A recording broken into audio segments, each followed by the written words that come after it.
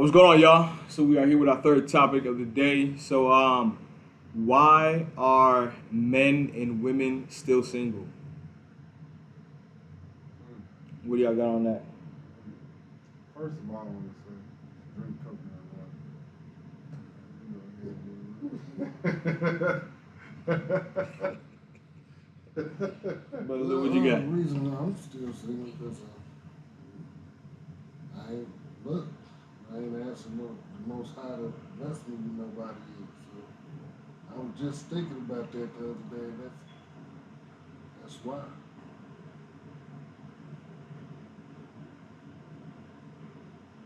Why do you think men? There's a lot of men that are still single. I can't speak for nobody else but myself. I don't,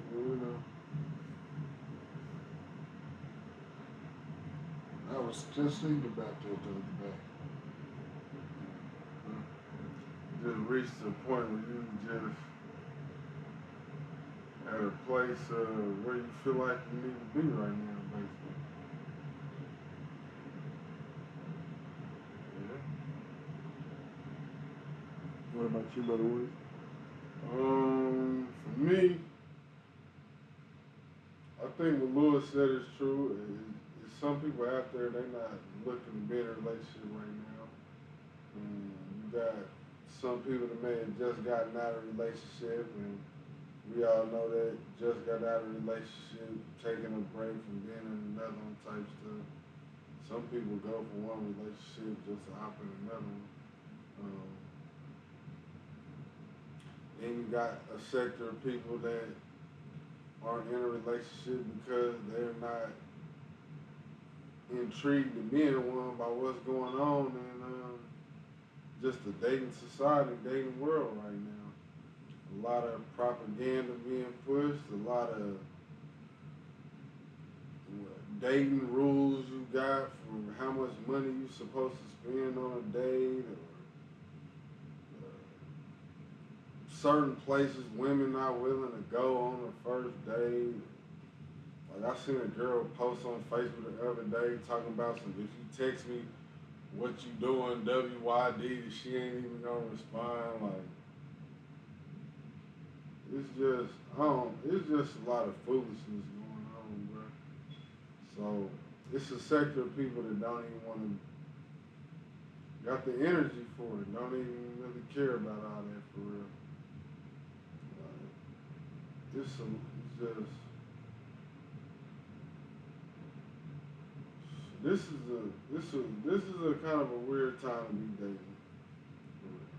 Then a lot of people meet each other on social media too.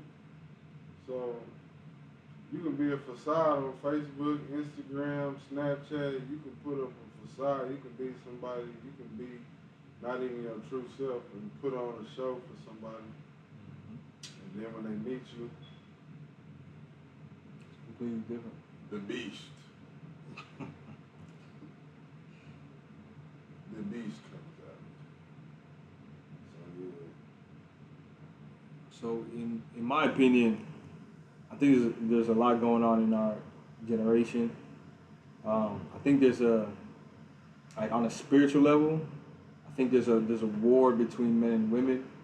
So I think right now there's a lot of men that are upset at things that women are doing, and then there's a lot of women that are upset at things that men are doing. I got a question. You think the war that you refer to, you think that's natural or it's coming from like society itself?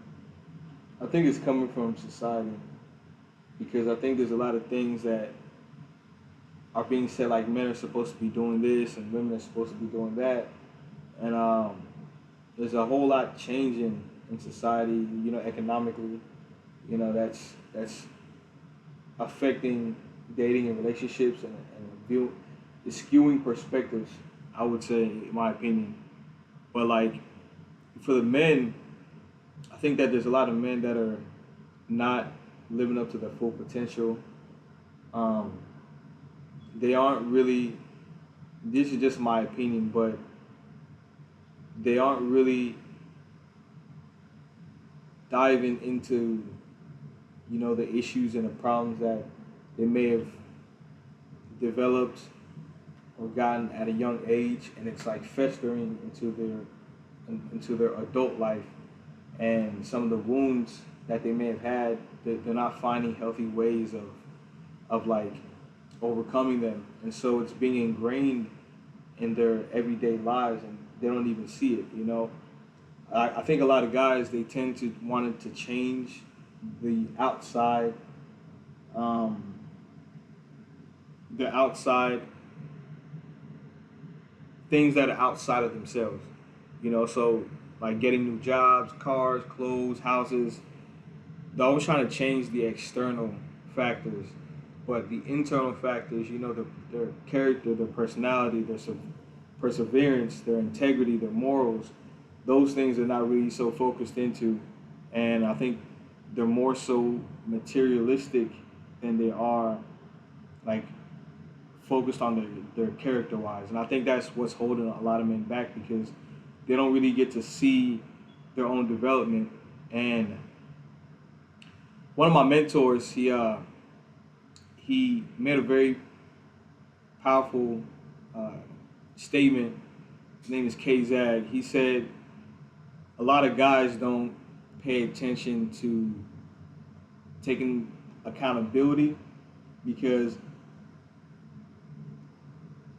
when they don't take accountability or self-reflect, they don't get to see the role in their own self-destruction. You know, now word for word, that's not what he said, but pretty much, if they're not doing a lot of self-reflection, then they won't know where they're going wrong, and or they won't know where they played a role in their own demise. You know, and I think a lot of guys don't do self-reflection. So, but I got an article here by Medium. Um, it's saying that 45% of women are estimated to be single by the year 2030. So in 2018, that number was 41%, and it's estimated to be going up 1.2% each year. So we're already in 2024. So society is basically saying that half of women are not going to be in a relationship or have a child. So it's not just single, but single and childless by 2030. So that means all you married women hide your husband. By the time 2030 comes, the vulture's gonna be out. The vulture's gonna be out.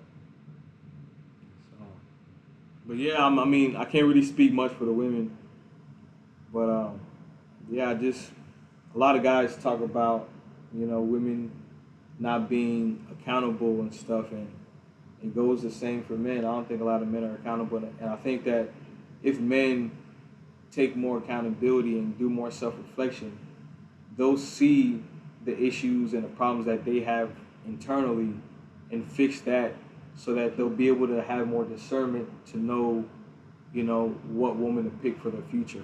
And it starts with us too. So that's what I got on that. Brother Woods, Brother Lou, y'all got anything to add to that? All I gotta add is like, man, y'all know what's up, man. Drink coconut water, bro. Drink coconut water. Brother Lou.